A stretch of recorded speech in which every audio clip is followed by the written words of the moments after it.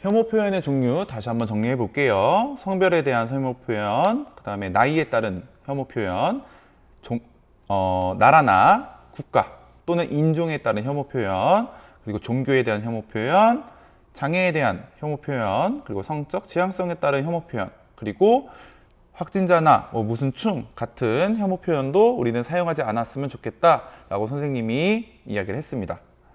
그렇다면 그런 것들이 있는 건 알겠는데 어떤 친구들은 이렇게도 이야기를 한대요. 선생님 그거 쓰면은 재밌는데요? 다른 사람 욕할 때도 좋은데요? 이렇게 얘기하는 친구들도 있어요. 나쁜 친구들인데 그런 친구들한테 이 혐오 표현이 나쁜 이유에 대해서 좀 설명을 해주면 좋겠죠? 선생님이랑 같이 알아보도록 할게요. 혐오 표현이 나쁜 이유는요, 이것 때문이에요. 자, 여러분들의 말은요, 여러분의 생각에서 나와요. 그쵸? 우리가 생각하게 되는 것들, 그리고 우리가 말을 하게 되는 것들은 내 마음속에 있는 것에서 나와요.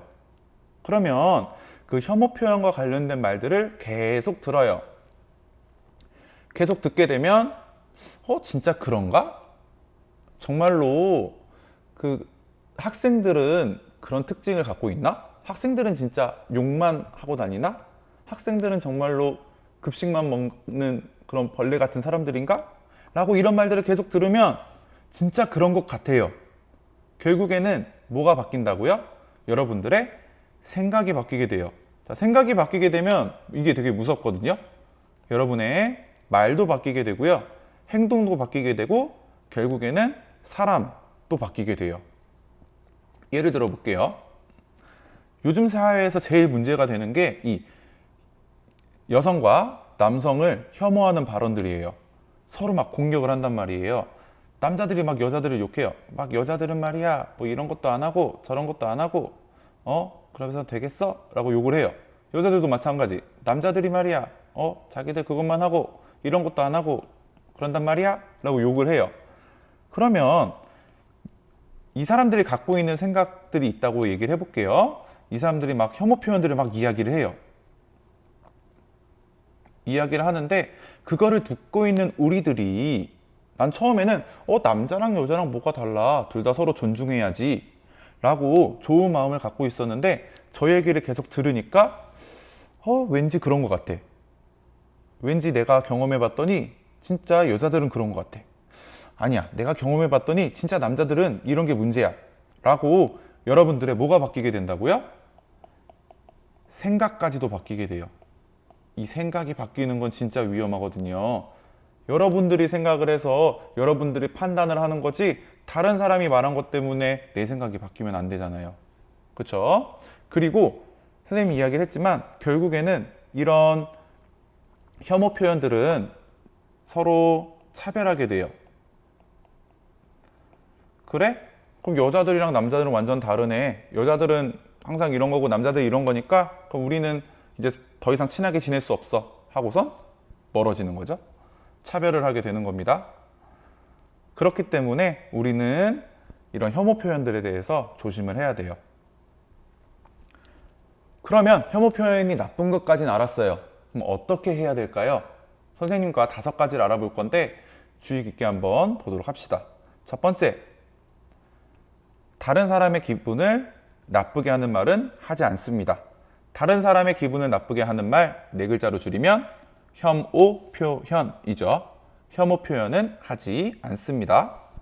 두 번째, 인터넷, 텔레비전에서 사용하는 말들을 이유 없이 따라하지 않아요. 인터넷이나 텔레비전에서 나오는 말들 전부 다 나쁜 말들은 아니에요. 하지만 잘못 사용되고 있는 말들이 꽤 많아요.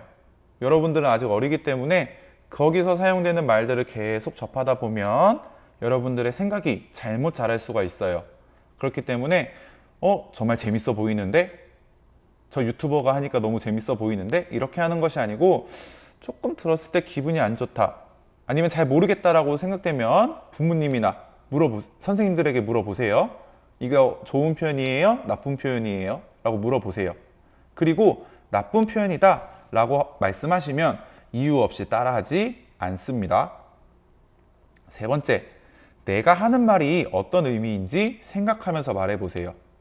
내가 이 말을 했을 때 다른 사람이 기분이 나쁠 수 있는 말인지, 이게 다른 사람을 비하하는 말은 아닌지 머릿속으로 생각하고 나서 말을 하는 우리 학생들, 친구들이 되었으면 좋겠습니다.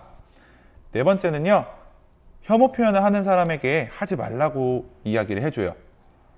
자, 이 혐오 표현을 하는 사람들은요, 가끔은 자기가 혐오 표현을 하는지 몰라요. 그래서 옆에서 이야기를 해줘야 돼요. 그거 혐오 표현이야, 잘못됐어 라고 이야기를 해줘야 되거든요. 여러분들이 오늘 선생님 수업을 통해서 어떤 것이 혐오 표현이고 왜 나쁜지 알았으니까 이렇게 사용하는 사람들한테 하지 말라라고 이야기할 수 있으면 좋겠습니다.